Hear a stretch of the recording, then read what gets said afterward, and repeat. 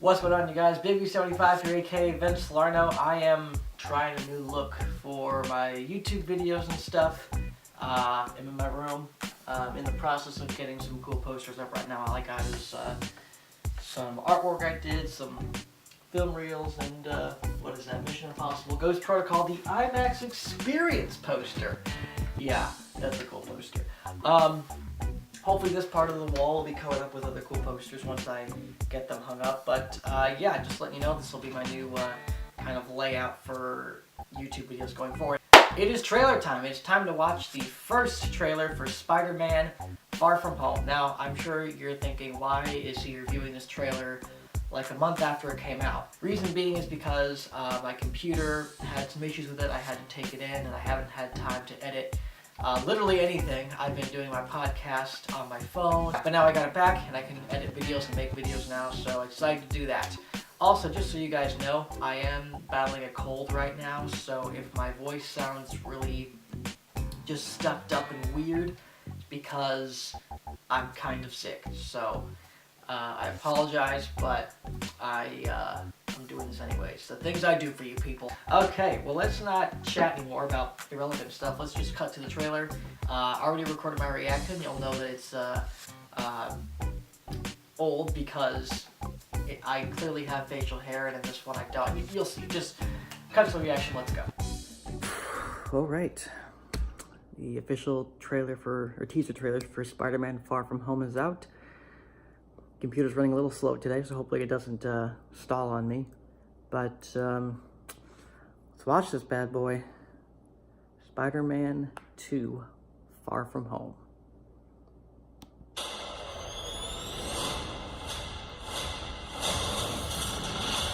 Ooh.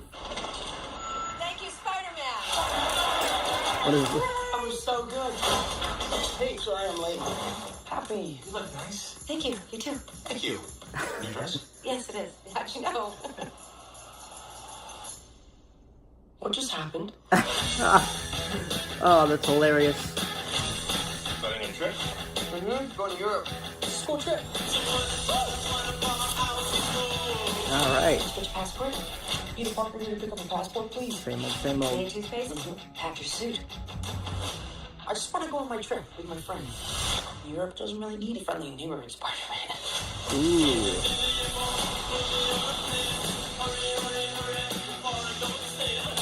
Romance. Therefore, I have value. No, that's not I'm right. messing with you. You look pretty, too. Hardcore romance. That reminds me when I first fell in love. I had just finished my film college.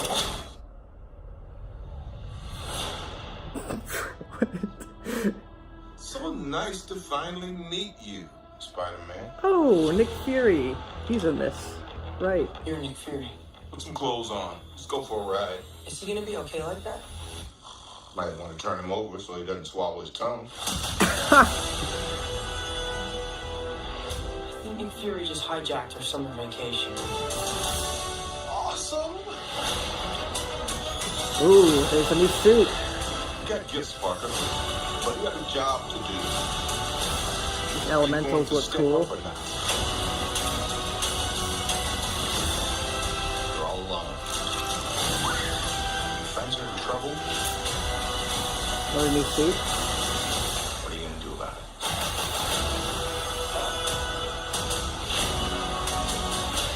Oh, yeah. You don't want any part of this. Oh, shit.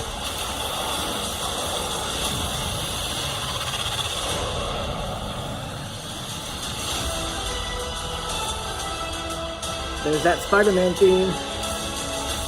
Who is that guy? He's like Iron Man and Thor rolled into one. He's not Spider-Man. What is it with you and Spider-Man? But he looks out for the neighborhood, has a dope suit, and I really respect him. What's up, dickwad? Oh, man. Okay. You know, I'll be honest, I was worried about this because I've fallen out of favor with Spider-Man Homecoming. I don't hate it. I think it is one of the better Spider-Man movies we've gotten. But especially after Spider-Verse, I'm just kind of on a high with that movie. And I think Homecoming has some structuring issues. Other than that, I do love the MCU version of Spider-Man. Definitely love Tom Holland as Spider-Man. This is really cool. We're definitely taking things up a notch. It seems a lot more action-packed, a lot more epic. Mysterio, oh my gosh, looks so dope. I love the multiple suits Spider-Man has. I love that Nick Fury is in this. I don't think we need odds are Iron Man's going to be dead in this movie. But in the case that he isn't, I don't think we need Iron Man or another Avenger to be in this movie. I think starting out, it was a good idea to get him involved with other superheroes, just to integrate him into the MCU. This is definitely Spider-Man on his own, and Nick Fury is kind of a guy who, you know, works with superheroes, and is not tied down to one particular franchise. I mean, he's been in the Iron Man films, he's been in the Avengers films, he's been in the Captain America films, and now he's part of the Spider-Man films. So, yeah, I really like what I see. Let's cut back to the analysis and dive deeper into this teaser. This was a great trailer, I have to be honest. I've kind of come off the hype train for Spider-Man Homecoming. Definitely one of the better Spider-Man films this year. Obviously, Spider-Verse is the best Spider-Man film so far. But I just, I think structurally it's kind of off. And also just, I find Zendaya's character to be completely useless. I mean, she just kind of appears for a couple scenes and jokes around, but that's all she does. She's not an important character until we find out that she's MJ, Mary Jane, whatever it is. It's dumb. I don't like that. But I've kind of made my peace with the whole MJ thing, and Zendaya is a great talent, and she looks like she's having great chemistry with Tom Holland in this movie, so I am open to seeing how this character will be fleshed out a little more in this movie. I hope she's given more to do in this movie. It seems like she will be sort of the main focus / love interest for Spider-Man since Liz Allen's out of the picture. And so getting to the trailer, I'm just going to scroll through the thing on my phone. Aunt May, who is continuing to look ridiculously young for Aunt May. It's a weird new thing for Aunt May to be this young and this good looking, but it's a thing, and Marvel, especially in this trailer, continues to play on that with now Happy falling in love with her, and her honestly looking like both of them are kind of digging the romance between each other, so looks like this will be a mutual romance. This whole trailer avoids Infinity War. It acts as if it never happened, and that's really interesting. I've read so many theories as to why that is, like this movie is a prequel to Infinity War, this isn't an alternate reality where Infinity War never happened, this is a dream Peter has when he's on the bus and he wakes up and he's in Infinity War, and it just seems right in. A bunch of theories like that. Honestly, guys, I think it's as simple as Spider-Man Far From Home takes place after Infinity War, like they said. It's just obviously not going to spoil or reveal anything about why or how Spider-Man comes back, and if any of the original Avengers are alive. Now, spoilers, we know that Nick Fury's alive in Great Hill, which is, again, interesting and kind of plays into the theory that maybe this is a prequel to Infinity War and not a sequel to Infinity War. Or it takes place after Infinity War. But I still think it takes place after Infinity War, no doubt in my mind. It's just cool to see that this movie kind of ignores that and just it acts as if this is a direct sequel to Homecoming. And all it is, but, you know, it's just ignoring the fact that several big events have happened since this movie takes place. It seems like Spider-Man is hesitant about taking his suit. It seems like he just wants to enjoy being a kid. Europe doesn't need a friendly neighborhood Spider-Man, as he says. which can just be seen as kind of like maybe he's ignoring his responsibility, and this movie is about him accepting the responsibility of being a Spider-Man, as I've heard in interviews that this movie is about him sort of really embracing the title of Spider-Man, which is what I wanted to see more of in Homecoming and didn't really get, so I'm hoping we get that in this. Interestingly though, I wonder if this has anything to do with the fact that maybe Tony Stark is dead, or any other of the Avengers are dead, and he's just kind of shooken by superhero antics and doesn't even know if he wants to continue being a superhero. This movie takes place, we've heard, minutes after Infinity War, and so this could really, whatever happens, this could really affect his stance on being a superhero. Assuming this still takes place after Infinity War, I think Nick Fury is probably just trying to keep a check on certain Avengers. I think, you know, I'm assuming most of the original Avengers are going to be dead or gone by the time this movie comes out, and so I think Nick Fury, as the as sort of the founder of the Avengers, or the architect, so to speak, he's trying to sort of make sure that Earth is still in good hands with other superheroes. So he, obviously, we already know that he and Captain Marvel go back, so she's probably good in terms of being an Avenger. And we got Spider-Man, who is an Avenger officially, but probably ditches a title, and Nick Fury has to sort of remind him, hey, you're still an Avenger, dude. We got work to do. And honestly, I'm excited for that. That's one of the things I'm really excited about, is seeing Spider-Man and Nick Fury together, because they've just had a great relationship in the comics and in the TV shows from what I've seen and what I've read. So I'm looking forward to seeing that on screen. Those are two characters I wanted to see meet in the MCU for a long time. I like the black suit. I think the black suit has a really cool look to it, and it's a different look for Spider-Man. It's a look we've never seen before. Most of the movies have been very true to sticking with this blue look, and none of them have really reached the point where they could explore other suits, with the exception of Spider-Man 3, which obviously ended that run of Spider-Man in tremendously terrible results. Actually, no, I didn't hate that movie.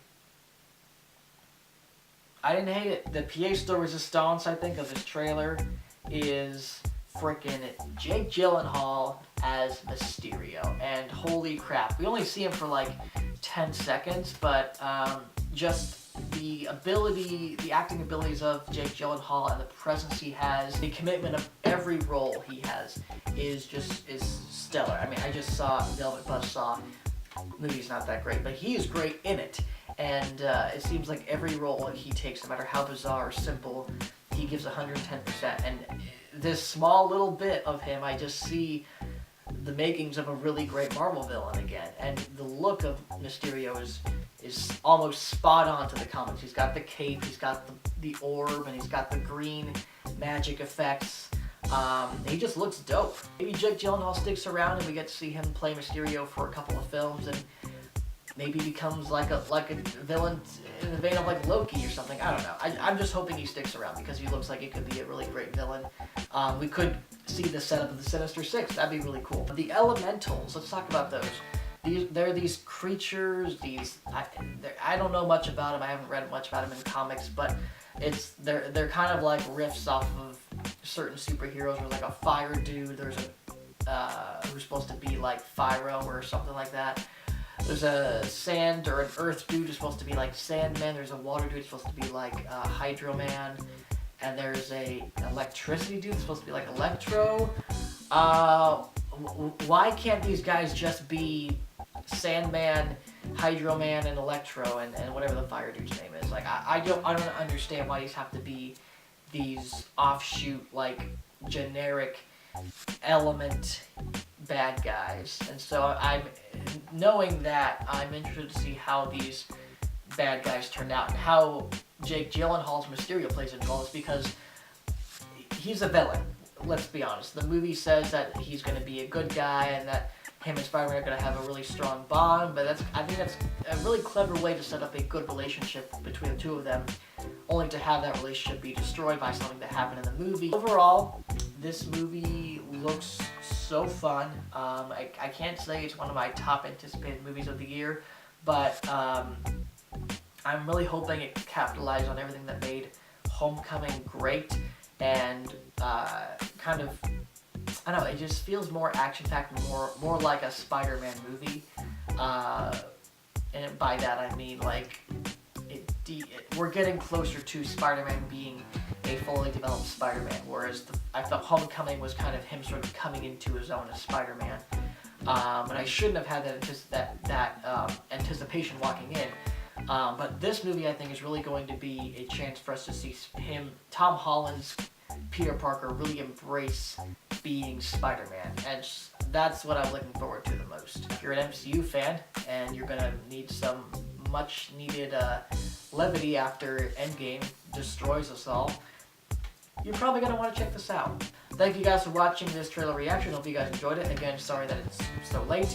If you liked it, hit the like button and subscribe to this channel. You can check out my short films and other trailer reactions. Also, I have a podcast, the Vince Salerno Podcast. You can subscribe to that on Anchor, on Spotify, on Apple Podcasts. We talk about movie news. We talk with filmmakers and other people working in the industry about projects, about certain topics that they're experts in, various things like that. I also have a sort of smaller, shorter podcast called Blips, where I just kind of briefly cover things that come out that I won't be able to cover on my longer podcast. So check both of those out. I have a Toy Story 4 Super Bowl ad trailer reaction analysis that I'll be posting very soon, so be on the lookout for that. And hopefully I get over this cold so I don't sound like a sicko. Yeah. Alright, well, you all have a great day. Be safe in this cold, frigid weather. God bless. Peace out.